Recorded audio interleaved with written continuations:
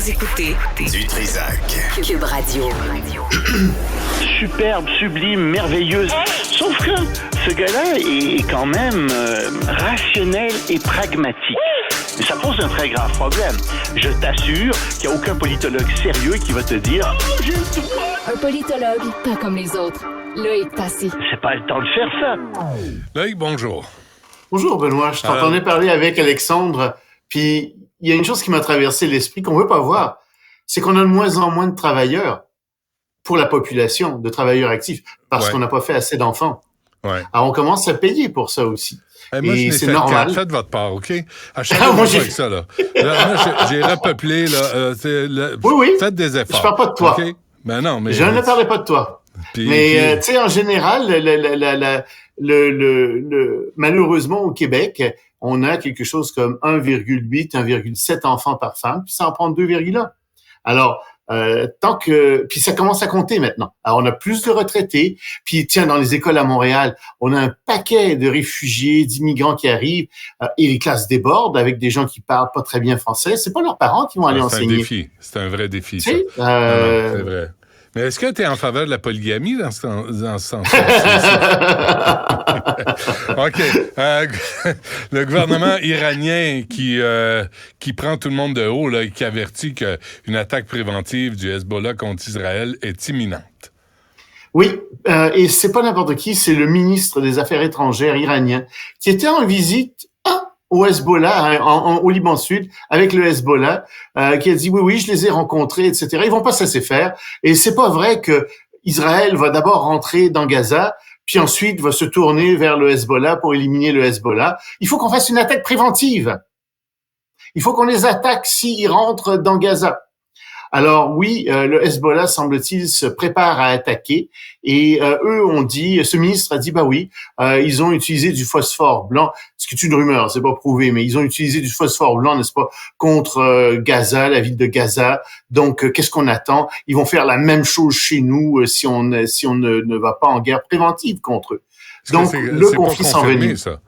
Non, c'est pas confirmé. C'est pas confirmé. Ah ouais. Je pense que c'est de la propagande palestinienne dans ce cas précis. Je pense pas qu'Israël ait eu intérêt. Il y en a un petit peu, tu sais. Je pense pas qu'Israël ait intérêt à faire ça du tout. Ouais. Mais ça te montre encore la spirale inflationniste dans laquelle on s'est engagé. Et ce qui est très intéressant, c'est que il y a derrière ça Joe Biden qui a dit non.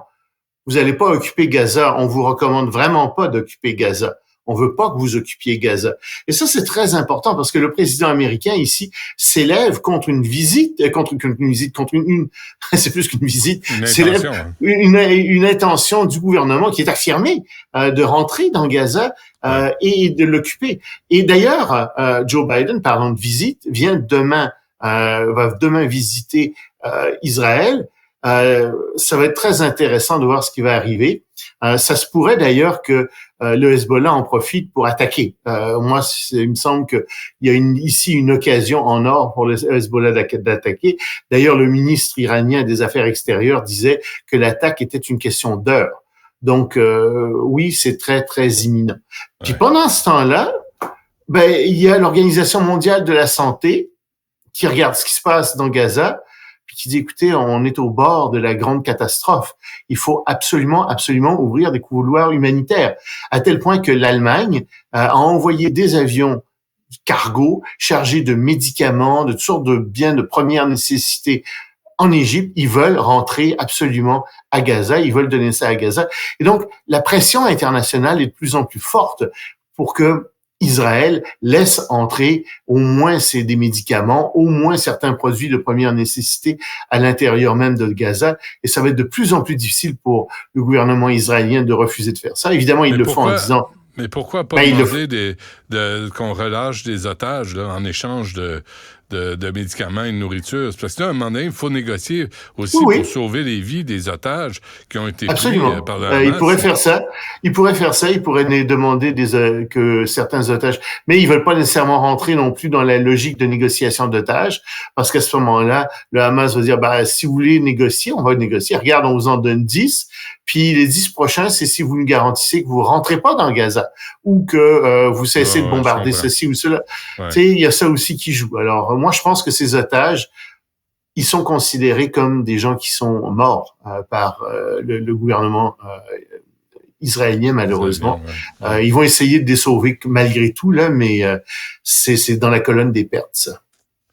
Ouais, des êtres humains. Grande fête à Pékin, Loïc, pour les 10 ans des nouvelles routes de la soie. Oui, les nouvelles routes de la soie qui ont été... d'abord, il y avait Xi Jinping qui en avait parlé en 2013, au Kazakhstan, dans une université, il avait lancé son projet. Puis c'est devenu un projet phare de Xi Jinping.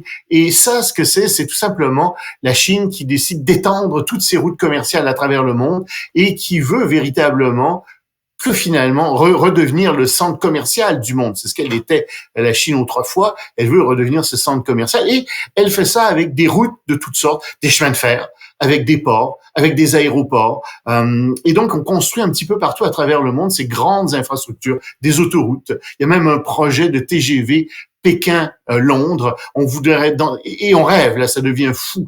On parle même de construire un tunnel sous le détroit de Bering. Tu vois que ça dérive un peu. Mais quand même, il y a des milliers de milliards de dollars qui sont prévus qui doivent être investis dans ce projet. Et donc, le gouvernement chinois, aujourd'hui, fête les 10 ans du lancement de ce projet et il y a presque 150 pays qui sont là. Il y a très peu de pays qui font pas partie des routes de la soie. Le problème, c'est que les routes... Ça inclut pas le 3e lien, ça? On pourrait chinois. Je suis sûr qu'il te construira un 3e lien avec grand plaisir, de manière très, très efficace. Le problème, c'est combien tu paierais après. Parce que les Chinois demandent de l'argent pour tout ça aussi.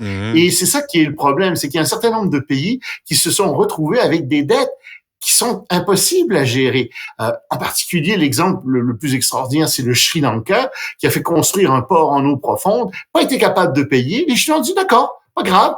Ce qu'on va faire, c'est qu'on va louer tout ça pour 99 ans. C'est à nous pour 99 ans. Ils ont installé des usines. Ils ont fait une zone franche là-dedans. Ils vont installer des raffineries et ils vont raffiner eux-mêmes le pétrole. Bref, ils ont dépossédé le Sri Lanka de son port en eau profonde. Plus que ça pourrait devenir une base militaire éventuellement.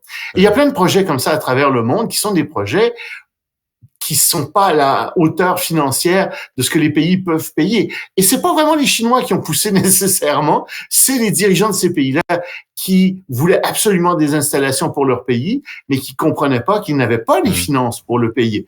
D'autres fois aussi, on a construit, c'est vrai, des palais présidentiels pour rien du tout, là, mais ça aide dans les contrats, tu sais. Ça vient si je te disais, Benoît, je te construis un palais, est-ce que tu me donnes un contrat? Dans certains pays, les gens disent oui. Puis tu sais combien le palais? Un prêt sans intérêt que tu me rembourseras quand tu voudras. On est des amis, après tout. Si tu peux pas, c'est des bonnes conditions, tu peux pas résister à ça. Cette rencontre-là de la Chine, là, Vladimir Poutine va y être et ça va lui donner l'occasion de rencontrer des amis aussi. Il a déjà rencontré Viktor Orban et c'est ça le problème aussi, c'est que Vladimir Poutine profite de cette plateforme-là pour se montrer sur la scène internationale, pour essayer de montrer que la Russie a plein d'amis sur la scène internationale. C'est déjà commencé. Et oui, ça offre une plateforme à la Chine, mais ce que ça fait aussi, c'est que ça montre que le monde se recentre autour de la Chine, pas seulement économiquement, mais aussi politiquement, diplomatiquement de plus en plus. Et c'est à ça à quoi on assiste en ce moment. Très bien, Loïc, on se laisse là-dessus, puis on se reparle demain. À demain.